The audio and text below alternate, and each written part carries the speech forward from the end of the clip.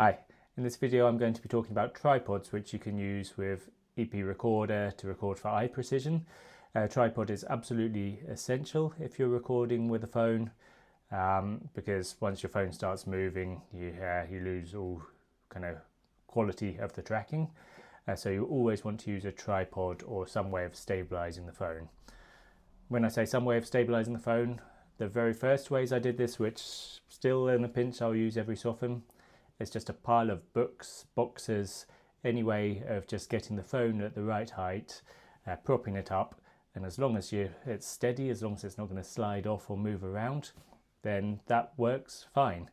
But obviously in your clinic or where you're doing your testing, you're probably going to want a more professional or more stable setup.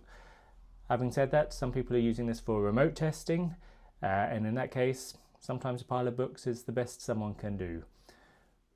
While we're talking about remote testing, first thing I'm going to recommend is this called a Bergenus stand from IKEA. It's a cheap piece of bamboo. I'm fairly sure it costs just a few euros over here, so I'm sure you can get it in America for a few dollars as well. And this is coincidentally really useful for this. Obviously, it doesn't have any height, so if you're putting it down on a desk, it's going to be way too low for eyes. So you still need boxes, pile of books, whatever.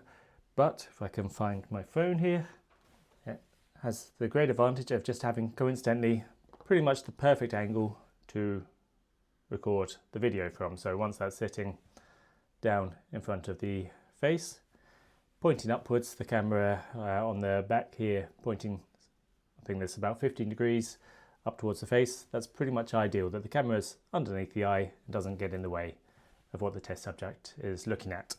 So, for example, if you're doing remote testing and you're seeing the test subjects first physically, it might be worth having a few of these to give out, to say, take this home, use it, make sure you get it lined up. As long as they're using the preview in EP tests program or on the iPad or however they're doing it, then they can use this to get the phone up to the right height on a pile of books, the right distance away, and this is nice and stable, very cheap, and it works fine.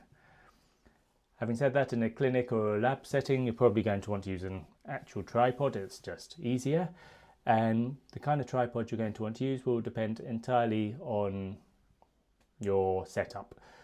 So for example, where I work most of the time, I have a desk which moves up and down, which can be really helpful. Then I can get the screen easily up to eye level, and then the tripod is doesn't have to be all that high. Having said that, what I started with as my first tripod, because I already had it, was this tiny little metal thing, and with short little legs there. This was never very convenient because once the phone is standing on there, it's still really low down. So getting it up to eye level, it still had to be on boxes or a pile of books. Having said that, might work for some people. A pile of books or box isn't a disaster. So if you've got this, it can be used. And again, for remote testing, if someone's already got something like this with something screwed on top, we'll come back to that, then it can work absolutely fine, but it's a little trickier.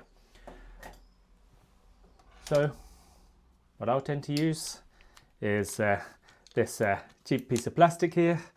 I think, again, it was just a few euros, but it works absolutely fine for what I need. It's van Grundig, and it's useful because it's not that big. It's very compact if you need to take it with you. It extends a little bit at the top there and a bit with the legs there. So once it's all extended out, it gets reasonably high, and if you've got that on a desk, then quite quickly that'll come up to eye level with the phone slotted in there. Disadvantage is the legs, when they're extended, are pretty wide, so you need enough space. If you've got a small desk or a very small screen that you're using, it can be hard to get this into the right place. In my setup, this works nicely. Another option which I've tried occasionally with very specific circumstances is this. I think they call it a Gorilla Grip, and that's a tripod with bendy legs. And the advantage of that is you can, sorry, end fell off, we'll come back to that. You can wrap it around something, clamp it on, and then adjust the top of the tripod. Let's slide that back on. Adjust the top of the tripod to line it up. Very rare circumstances that you need this. Might be useful, and again, if someone has it at home, it can work just as a normal tripod, with the disadvantage that because the legs are bendy, they're very rarely straight. So you can play with it if you need to kind of prop it up on something. It can be useful, but getting the phone completely level is a little more challenging than with a conventional tripod. Another option is a sort of more classic camera tripod, a large tripod. This one extends with the legs and at the top here out to maybe 1.5 meters tall, something like that. Can be very useful, obviously, if you need to put it on the floor. The best way of getting it up to the right height. Someone sitting down, this will easily get up towards eye level.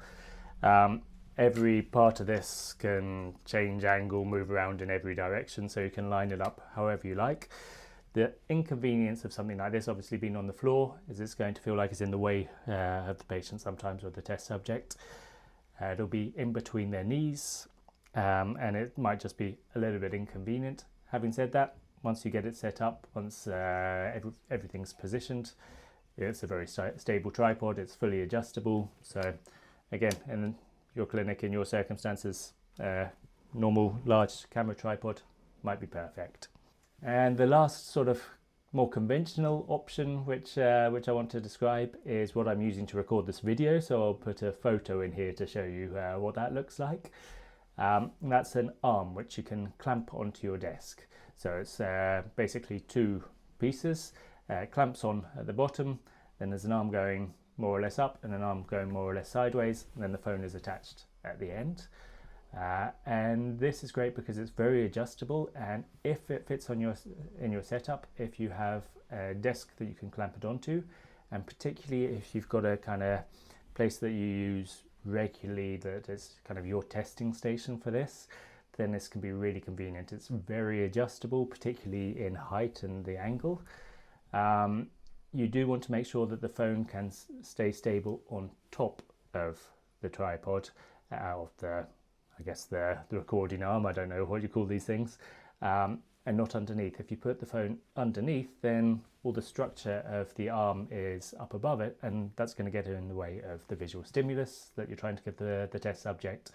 So the phone must be up above the arm, and then you can get the angles right and you can keep it out of the way.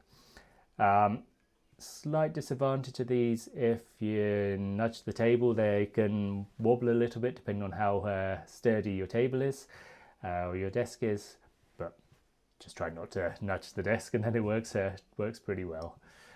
Again, I use this for my testing at home. Sometimes it's just convenient. I don't actually use it in the practice myself, but it can work in certain circumstances. And there's one other thing I think is worth considering when you're setting up your tripod, and that's how you're clamping the phone. So I've got two different examples here on two tripods I already showed you. This and this. This is great for some things. It's a screw, so it just determines the width of the phone, or it clamps down onto the width of the phone by turning a screw here. Very effective, very efficient, but not very useful for recording videos for eye precision because the screw gets in the way. So if I put the phone in here, see, trying to look at a video, got the phone angled up in front of my face, and I want the stimulus moving in front of me, and I want the camera as close to eye level as possible. But for this, I need to look over the screw here as well as over the camera, so there's that little bit of extra height, and that's just unhelpful. So a much better option is a spring-loaded clamp here. Very simple. I'm sure most of you have seen these or used these for at some point in your life, maybe with a selfie stick or something like that. It just springs up and down, clamps down, and then there's very little height getting in the way here of the recording. So this is a much better option in this case. And then finally, I have one other thing, which to be honest is a big part of the reason I wanted to make this video. Something I started off just having fun with and then realized might actually be very helpful for some people in some circumstances. That's this contraption here. It's literally a helmet and a type of phone holder. At the moment, just tied on with shoelaces, basically. This, I'll put links down in the description to where I got these from. Probably not very helpful in America, but at least it will help you find something similar. I think I paid 20 euros for this helmet from a big sports chain over here. It's just a kind of skater's crash helmet.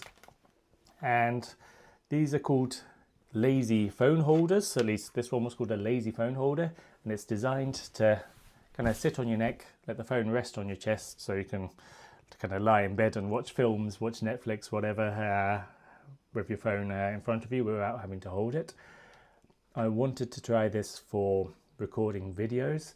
What I quickly realized is that it moves far too much. So while you're breathing, the phone moves at the same time, and that just doesn't work. That just distorts the recording too much. Kind of defeats the point of the tripod if the phone is moving. But once I started playing with this, I realized this could have an application for measuring VOR, maybe head impulse testing, possibly that sort of thing. So I'm going to put it on, show you how ridiculous it looks, but how useful it could be.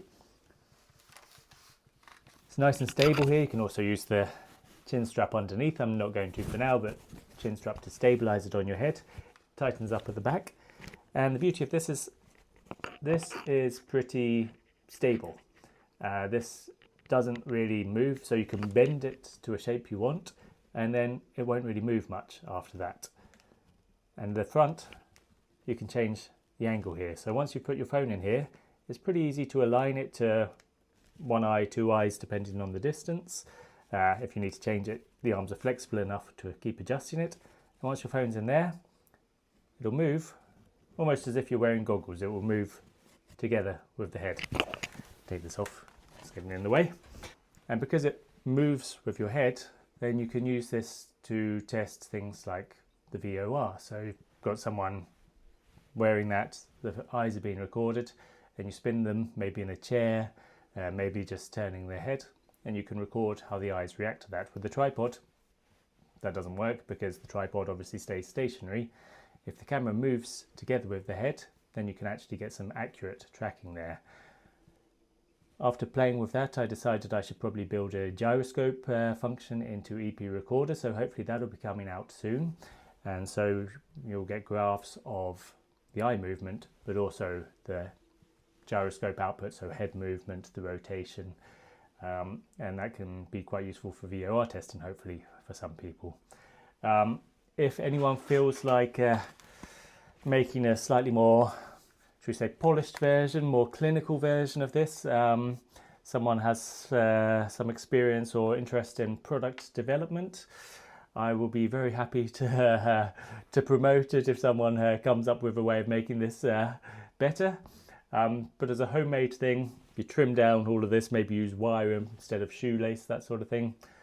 Honestly, this is practical, very cheap, and it works, as far as I can tell so far, quite well. I'll put up a couple of videos of some recordings I've made with it.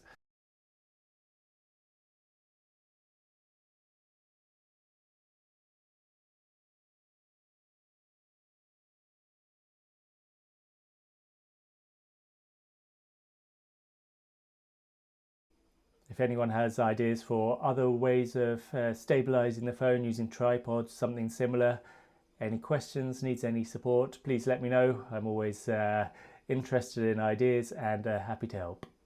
Thanks.